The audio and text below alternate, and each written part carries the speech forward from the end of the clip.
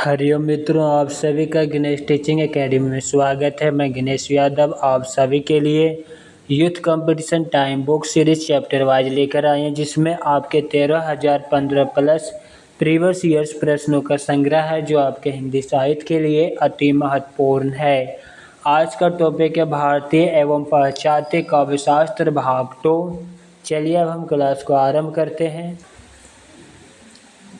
प्रश्न संख्या 62, लॉजाइनस ने उदात्ता का विवेचन किस ग्रंथ में किया है? Option C, on the Sublime.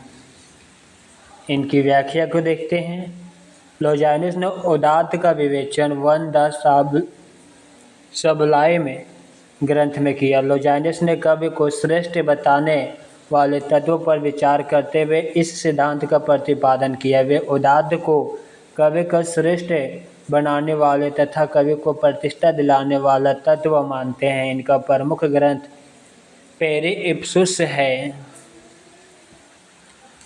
प्रश्न संख्या 63, किस पाश्चात्य विचारक ने कला और सहज अनुभूति को अभिन्न माना है? Benedict Croce. बेनेडिक्ट क्रोचे ने कला और सहानुभूति को अभिन्न माना है। इसके प्रमुख ग्रंथ है ई aesthetic, new essays, one aesthetic आदि। क्रोचे प्रत्ययवादी दार्शनिक थे। ये आत्मवादी भी माने जाते हैं। क्रोचे आत्मा या चेतना की 4 क्रियाएं मानते हैं। इन्होंने कला निर्माण में प्रतिभा को मूल कारण माना है। प्रश्न संख्या 64, रीति के आधारभूत तत्व के रूप में वामन का कैसा दृष्टिकोण है? ऑप्शन ए, विशुद्ध सौंदर्यवादी। इनकी व्याख्या है, रीति को आधारभूत तत्व के रूप में वामन का दृष्टिकोण विशुद्ध सौंदर्यवादी है। वामन रीति संप्रदाय के प्रवर्तक आचार्य हैं। इनका समय विद्वानों ने 8वीं सदी का उत्तरार्ध माना है। वामन ने काव्य अलंकार सूत्र नामक ग्रंथ की रचना सूत्रों में की है। आचार्य वामन ने रीति के 3 भेद तय किए हैं, वैदर्भी, ललिता, रीति गौड़ी, जिसे परुषा भी कहते हैं, रीति पंचाली। प्रश्न संख्या 65, भरत मुनि ने रस सूत्र में प्रयुक्त निष्पत्ति का अर्थ उत्पत्ति किस आचार्य ने माना है? ऑप्शन बी, भट्ट लोलट ने। भरत मुनि ने रस सूत्र में प्रयुक्त निष्पत्ति का अर्थ उत्पत्ति आचार्य भट्ट लोलट ने माना है। आचार्य भट्ट लोलट को भरत ने रस सूत्र का प्रथम व्याख्याता माना जाता है। आचार्य शंकु ने निष्पत्ति का अर्थ अनुमिति, भट्टनायक ने भुक्ति तथा अभिनव गुप्त ने अभिव्यक्ति को माना है। प्रश्न संख्या 66, मार्क्सवादी साहित्य चिंतन के अनुसार उपर्युक्त कथन नहीं है। ऑप्शन सी, उपर्युक्त कथन नहीं है। जो उपर्युक्त कथन है उसे देखते हैं। कला अपने सभी रूपों में सर्वोत्तम सामाजिक गतिविधि रही है। अनुभव या बोध के कलात्मक अंकन की प्रतिभा जन्मजात रूप में प्राप्त नहीं होती। कला के अभिप्राय, संदेश, सार तत्व व रूप शिल्प में बदलाव होता रहता है। अर्थातवादी चित्रण अर्थात के मात्र नकल है। यह कथन मार्क्सवादी साहित्य चिंतन के अनुसार उपयुक्त नहीं है। मार्क्सवाद के प्रवर्तक कार्ल मार्क्स और फ्रेडरिक एंगल्स थे। साम्यवाद या मार्क्सवाद एक ही विचारधारा के 2 नाम है, जिसे वैज्ञानिक समाजवाद और क्रांतिकारी समाजवाद भी कहा जाता है। मार्क्सवाद आलोचना के प्रमुख समीक्षक निम्न है: लुकाच, Lenin, Mao Tse Tung, Gramsci, Caudwell, George Thomson, Benjamin Goldmann, Adorno आदि हैं। अर्थातवाद और मार्क्सवाद आलोचना के संबंध में साहित्य में अर्थात चित्रण के विषय में मार्क्सवादी दृष्टिकोण की समझ के लिए एंगल्स का यह कथन उल्लेखनीय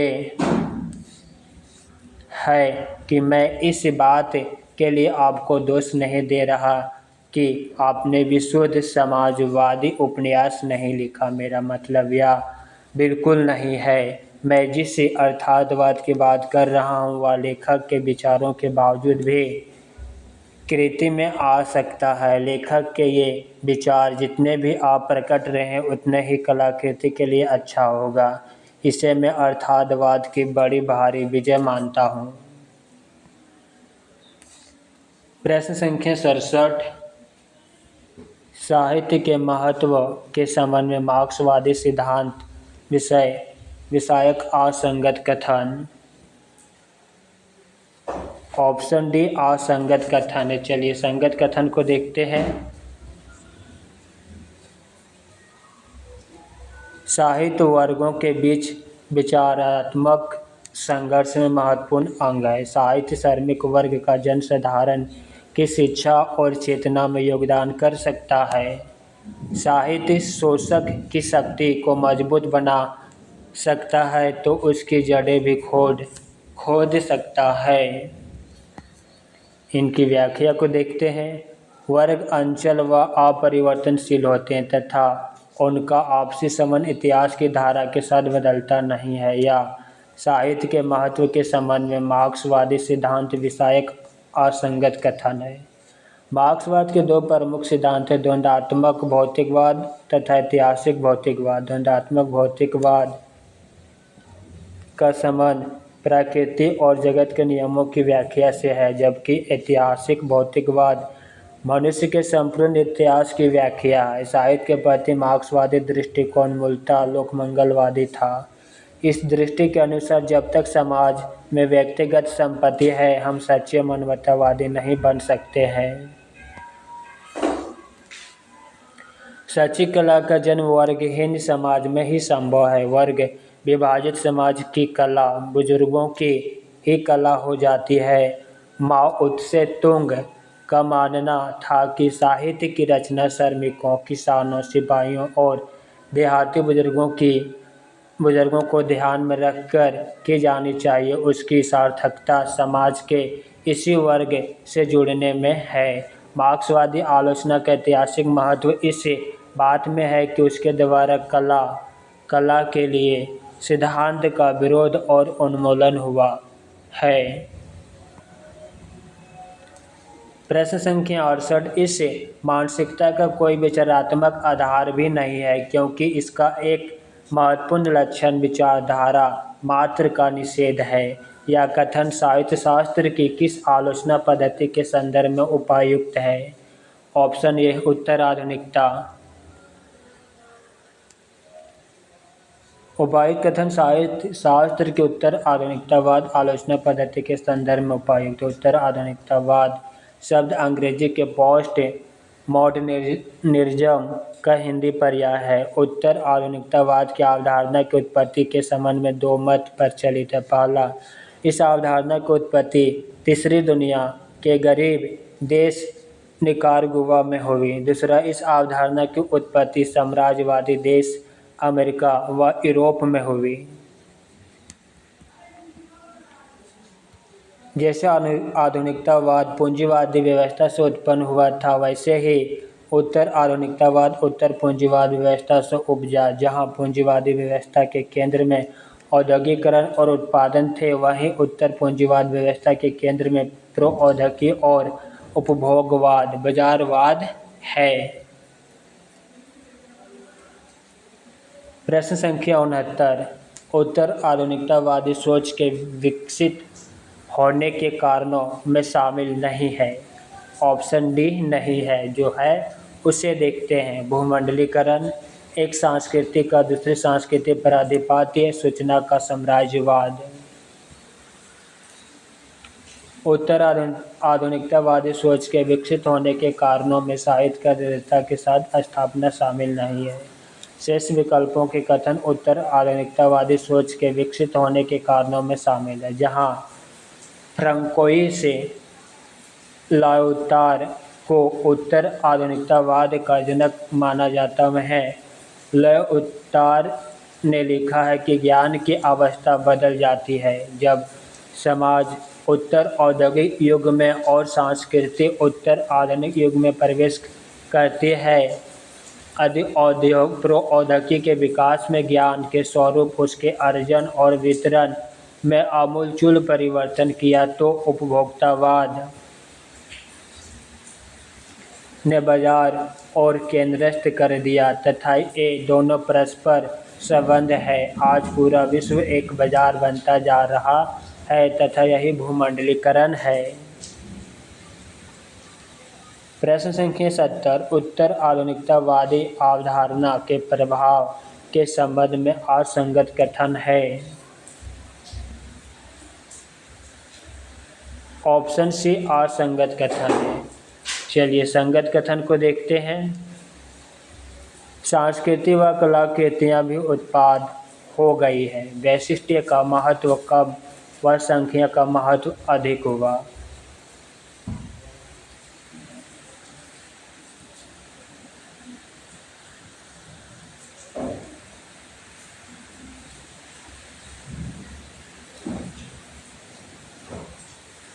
आइडियोलॉजी की जगह टेक्नोलॉजी का वर्चस्व बढ़ने लगा।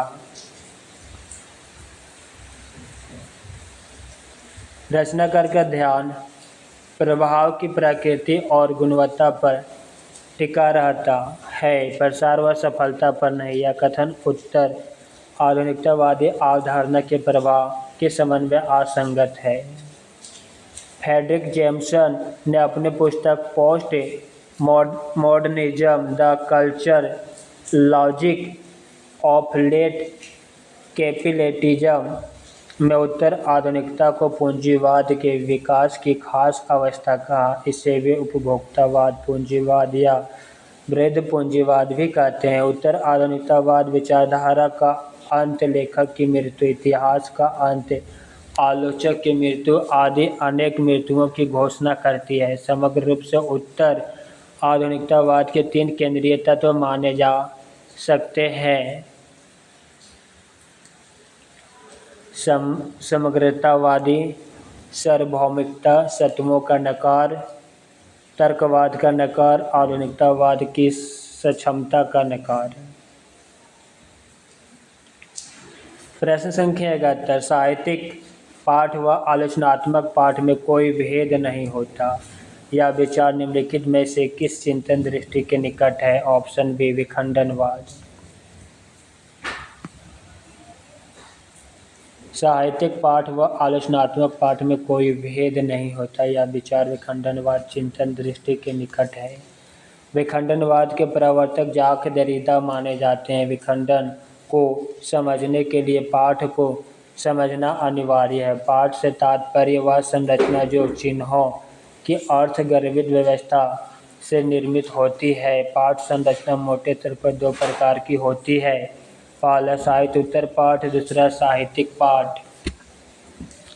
दोनों प्रकार की रचनाएं अपने अपने पाठ के रूप में अलग और विशिष्ट होती है। विखंडन वैचारिक रूप से मानता है कि आलोचना लेखन का एक तरीका है जिससे चीज़ की तलाश नहीं की जाती,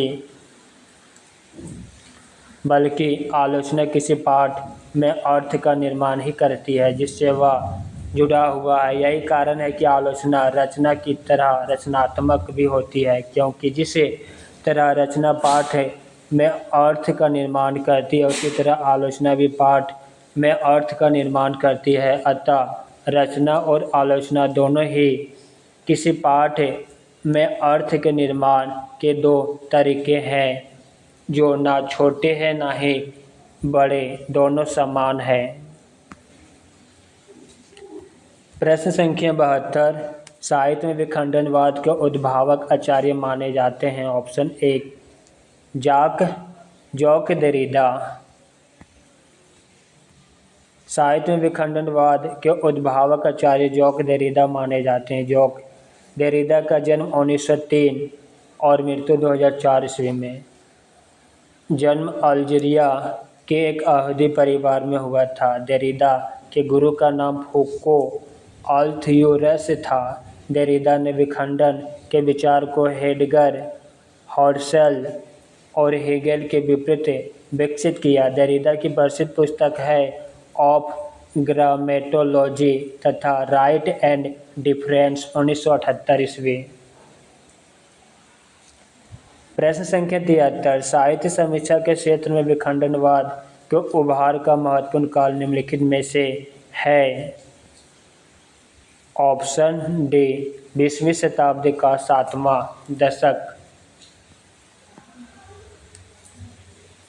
विखंडनवाद के उभार का महत्वपूर्ण काल 20वीं शताब्दी का 7वां दशक है। विखंडनवाद के प्रवर्तक फ्रांसीसी दार्शनिक जॉक देरिडा है। विखंडन रिडक्शन का हिंदी अनुवाद है या परिभाषित पद नहीं या निरंतर परिवर्तनशील प्रक्रिया। इसे पाठ्य की नवीन पद्धति, आलोचना की नवीन दृष्टि तथा अर्थमीमांसा की नवीन प्रक्रिया के रूप में देखा जाता है। जॉक देरिडा ने विखंडन को नवीन अर्थ दिया है। उनके अनुसार पहला, विखंडन पाठ आधारित अवधारणा। दूसरा, भाषा में लिखा जा रहा हर पाठ विखंडन होता है। तीसरा, विखंडन वह प्रक्रिया है जिसके द्वारा पाठ की गहराई में ऐसे अर्थों तक पहुंचा जा सकता है जो गौण बना दिए गए हैं। विखंडनवाद 1970 ईस्वी से 1980 ईस्वी के दशक में संयुक्त राज्य अमेरिका में खूब लोकप्रिय हुआ। प्रश्न संख्या 74 प्लेटो के संबंध में असत्य कथन। Option A. चलिए सत्य कथन को देखते हैं। काव्य और नाटक अंततः प्रेरणा से उत्पन्न होते हैं। काव्य भाषा को उद्दीप्त करता है, तर्क को नहीं। काव्य केवल माध्यम है, वास्तविक रचयिता ईश्वर है। कविता ज्ञान से उत्पन्न होती है। प्लेटो के संबंध में यह असत्य कथन है। शेष कथन प्लेटो के संबंध में सत्य है। प्लेटो का जन्म 427 ईसा पूर्व और मृत्यु 347 ईसा पूर्व में हुआ। प्लेटो का जन्म एथेंस में हुआ। प्लेटो का मूल नाम अरिस्टोक्लिस था। प्लेटो की महत्वपूर्ण रचना निम्नलिखित हैं: इवॉन, लॉज, रिपब्लिक, गोर्गियास, फिलेबुस, एपोलॉजिक ग्रंथ, सिम्पोजियम ग्रंथ।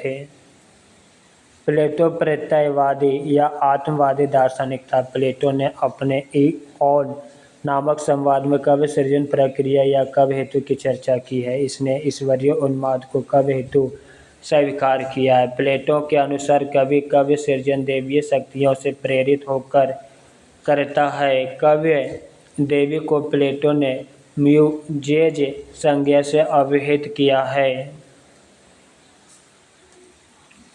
प्लेटो का कहना है कि सभी प्रकार का सामर्थ्य कवि अपनी काव्य रचना किसी सचेष्ट कलात्मक प्रेरणा द्वारा नहीं बल्कि दैवीय शक्तियों से प्रेरित एवं अभिभूत होकर करते हैं। आनि कवि कर्म किसी वैज्ञानिक पद्धति पर अवलंबित नहीं रहता। प्लेटो के अनुसार कवि में सृजन की क्षमता का प्रादुर्भाव अलौकिक शक्तियों के रूप में होता है, कलात्मक सिद्धि के रूप में नहीं। प्रश्न संख्या 75 प्लेटो ने नहीं माना चिंतन को कला साधना का अंग, आवश्यक अंग ना मानना। प्लेटो ने चिंतन को कला साधना का आवश्यक अंग नहीं माना। कला की अनुकरणा की उद्भावना का श्रेय प्लेटो को दिया जाता है। वास्तव में प्लेटो ने अनुकरण में मिथ्यात्व का आरोप लगाकर कलागत सृजनशीलता की अवहेलना की है। प्लेटो ने यूनानी शब्द मिमेसिस अर्थात अनुकरण का प्रयोग अपकर्षी अर्थ में किया। उनके अनुसार अनुकरण में मिथ्यात्व रहता है जो है। प्लेटो के संपूर्ण चिंतन का मुख्य उद्देश्य है आदर्श राज्य निर्माण। उनके कला संबंधी विचार भी आदर्श नागरिकों की शिक्षा के संदर्भ में व्यक्त किए गए हैं। कला के मूल्य के संदर्भ में प्लेटो का दृष्टिकोण उपयोगितावादी और नैतिकतावादी था। प्लेटो का कला विषयक दृष्टिकोण विधात्मक या मानकीय है, अर्थात प्लेटो बताना चाहते हैं कि कला कैसी होनी चाहिए। प्रश्न संख्या 76 प्लेटो के विचारों से बेमेल है। Option D. जो मेल है उसे देखते हैं।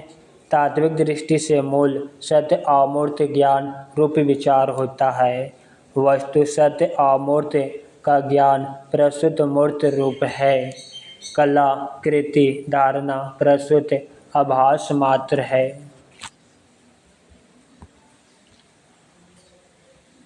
अमूर्त ज्ञान रूप धारणा प्रस्तुत आभास में अंतर नहीं होता। प्लेटो के विचारों से मेल नहीं खाता।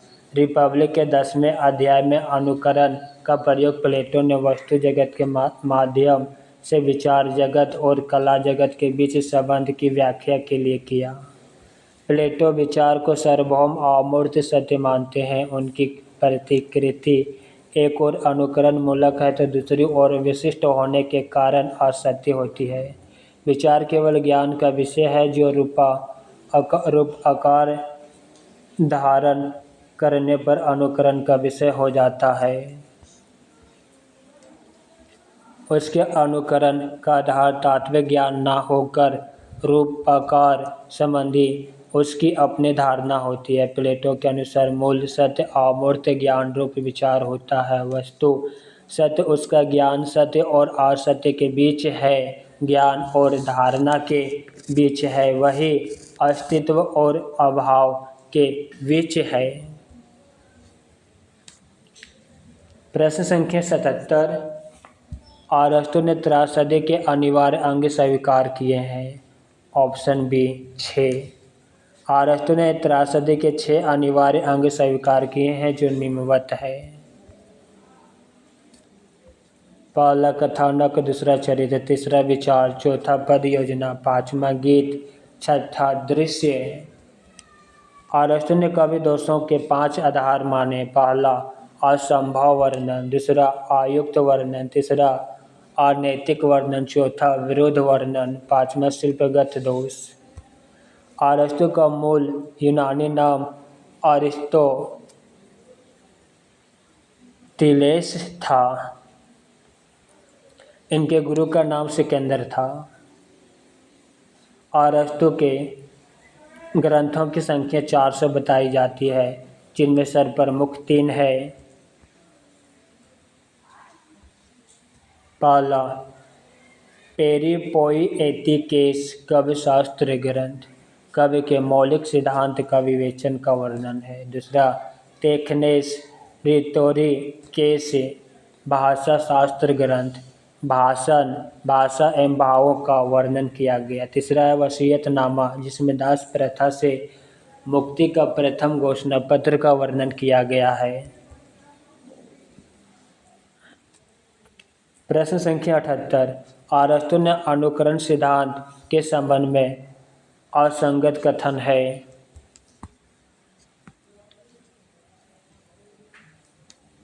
ऑप्शन ए असंगत कथन है। चलिए संगत कथन को देखते हैं। कवि का विषय प्रकृति का प्रतीयमान संभाव्य और आदर्श रूप है। अनुकरण एक सर्जन क्रिया है। अनुकरण वह तंत्र है जिसके द्वारा कवि अपनी कलात्मक अनुभूति की प्रक्षेपीय अभिव्यक्ति को अंतिम रूप प्रदान करता है।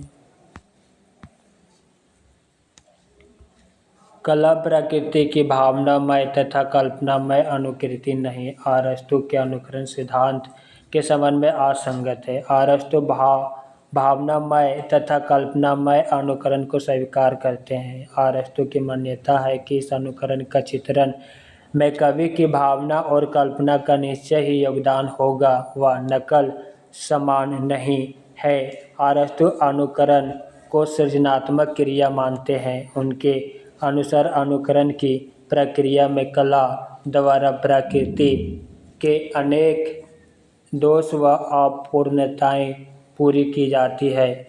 कवि कला को अरस्तु राजनीतिक तथा नीति शास्त्र की दृष्टि से न देखकर सौंदर्य शास्त्र की दृष्टि से देखते हैं। अरस्तु ने सुंदर को शिव से अधिक व्यापक बताया है। प्रश्न संख्या 79। त्रासदी के अनिवार्य अंगों के संबंध में उपयुक्त कथन है। ऑप्शन सी कथानक, चरित्र व विचार अनुकरण के विषय है।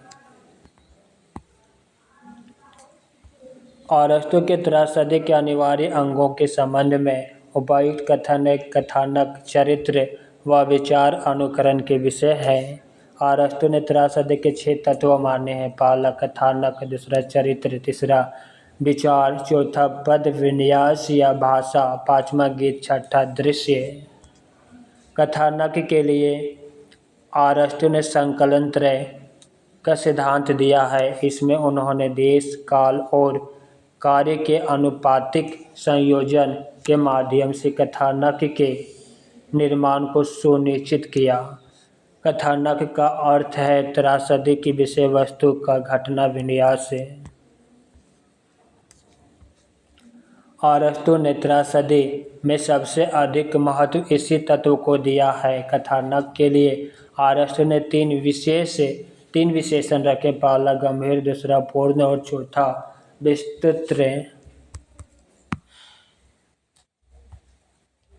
प्रश्न संख्या 80, अरस्तू के विवेचन सिद्धांत के संबंध में असंगत कथन है। ऑप्शन सी असंगत है। चलिए संगत कथन को देखते हैं।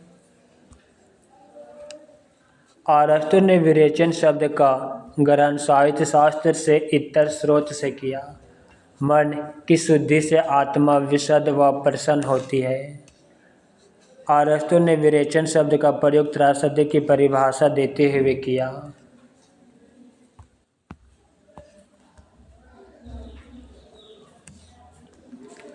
प्लेटो द्वारा प्रतिपादित सिद्धांतों का समर्थन करने हेतु विवेचन की अवधारणा प्रस्तुत की गई। या अरस्तू के विवेचन सिद्धांत के संबंध में असंगत कथन है। विवेचन के संदर्भ में अन्य कथन सत्य है।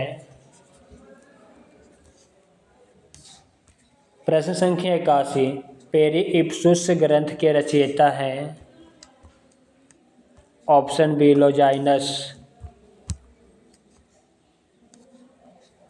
पेरिप्सूस ग्रंथ के रचयिता उदात्त सिद्धांत के प्रवर्तक लोजाइनस हैं। लोजाइनस मूल यूनानी नाम लोंगिनुस है। लोजाइनस का समय ईसा की प्रथम या तृतीय शताब्दी माना जाता है। पेरिप्सूस ग्रंथ का प्रथम बार प्रकाशन 1554 ईस्वी में इतालवी विद्वान रोबेर रत्तेलो ने करवाया था। पेरिप्सूस का मूलतः भाषण शास्त्र रेटोरिक का ग्रंथ लोजाइनस ने पेरिप्सूस की रचना पत्र के रूप में पोस्तुम्यूस तेरेंतियानुस नामक व्यक्ति को संबोधित करके की। लोजाइनस ने अपनी रचना पेरिप्सूस में उदात्त को कवि की आत्मा माना। उदात्त का निरूपण सर्वप्रथम कैकिलियुस नामक व्यक्ति ने किया था। यह रोचक तथ्य है कि कुछ विद्वान जहां लोजाइनस को प्रथम रोमांटिक समीक्षक मानते हैं तो कई विद्वान सर्वोत्तम क्लासिकल समीक्षक भी मानते हैं। लोजाइनस ने कहा है उदात्त महान आत्मा की प्रतिध्वनि है। प्रश्न संख्या 82, लोजाइनस के उदात्त का स्रोत है सम्मिलित नहीं है। ऑप्शन सी नहीं है। भाव, आवेश की तीव्रता, गरिमामय रचना विधान, समुचित अलंकार योजना।